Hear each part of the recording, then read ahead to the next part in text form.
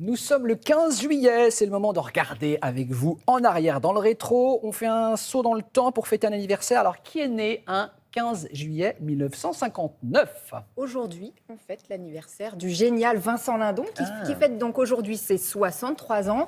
Acteur, réalisateur et scénariste de talent, qui a un palmarès assez époustouflant, prix d'interprétation masculine à Cannes pour Welcome en 2010 et pour La Loi du marché 5 ans plus tard, film pour lequel il a aussi obtenu le César du meilleur acteur. Enfin bref, j'en passe.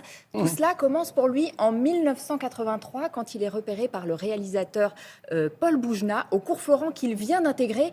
Bref, une succession d'heureux hasards, si l'on en croit une interview qu'il a donnée sur le plateau d'Antenne de Midi. Nous sommes le 15 août 1986.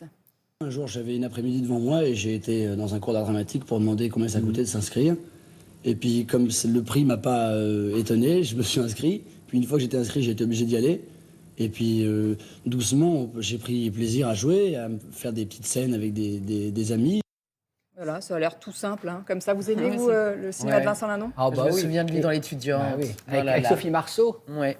Et évidemment. Il était beau, il a aussi une carrière aussi à l'international, enfin un prestige à l'international, puisqu'il vient d'être invité à rejoindre la très prestigieuse Académie des Oscars. Donc ça se développe aussi à l'international. Perrine, un accessoire indispensable à toute star qui se respecte est à l'honneur le 15 juillet 1977. Oui, les lunettes noires, les lunettes de soleil, en plus cette saison. Et à cette époque, déjà, la tendance est à l'excentricité. Regardez, c'est délicieusement rétro, moi j'adore. De la lunette cachette à la lunette tire-l'œil, il y a tout. Il peut en coûter de 3 francs à 120 francs. Pour les plus chers, c'est la griffe célèbre qui fait le prix plus que les qualités optiques. Mais il faut mettre au moins 30 francs pour obtenir une protection raisonnable qui n'est hélas pas absolue. 6 euros. 30 francs, 5-6 euros. Ouais. Ça vous irait très bien, la petite lunette Oh oui. tout en strass, je pense. Bien sûr. Le grand écart entre la patrouille de France hier et les lunettes à paillettes ce matin, là, franchement, plein d'expériences. Disruptif. Allez, on va changer d'époque. Perrine, on fait un bond jusqu'en 2006. Oui, alors ce 15 juillet 2006, eh bien, c'est l'ouverture au grand public de Twitter, en fait, le petit oiseau bleu que l'on Déjà connaît, 16 ans. gazouille, déjà depuis 16 ans, en effet, ouais. Alors au départ, c'est juste un site de microblogging qui n'a pas grand intérêt, faut bien se le dire.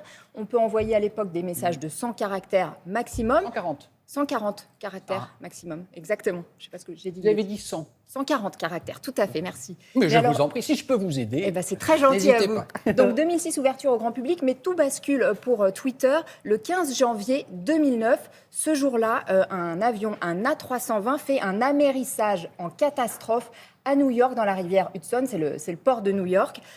Et ces images-là, très très impressionnantes, elles ne sont pas annoncées par les journaux locaux, elles ne sont pas non plus annoncées par les agences de presse, mais c'est un tweetos qui donne l'information qui va se répandre comme une traînée de poudre dans le monde entier. Et à partir de là, eh bien, Twitter passe non pas d'un simple réseau social, mais un véritable média. Et alors aujourd'hui, Twitter, c'est 230 millions d'utilisateurs quotidiens actifs. Bon, ça reste quand même encore loin derrière Facebook et WhatsApp.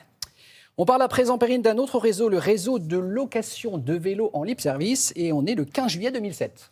22 kilos bien pesés, seulement 3 vitesses. Ce sont les Vélib qui foulent pour la première fois, évidemment, les pavés parisiens. Pour le plus grand plaisir des Parisiens et des touristes, c'est le grand projet du maire de l'époque, Bertrand Delanoë.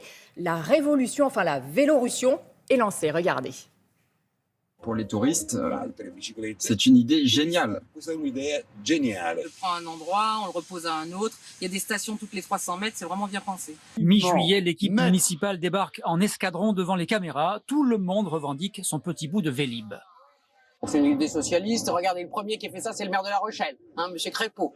Le MoDem aujourd'hui est au cœur de ces problèmes écologiques, vous le savez bien. Et nous allons continuer à développer, bien entendu, le vélo. D'un mot, aujourd'hui, Vélib, c'est dans 60 communes et ça s'est répandu aussi partout dans le monde. Ils étaient très très lourds, les premiers Vélib. Ça faisait les mollets et les bras. Merci, Perrine.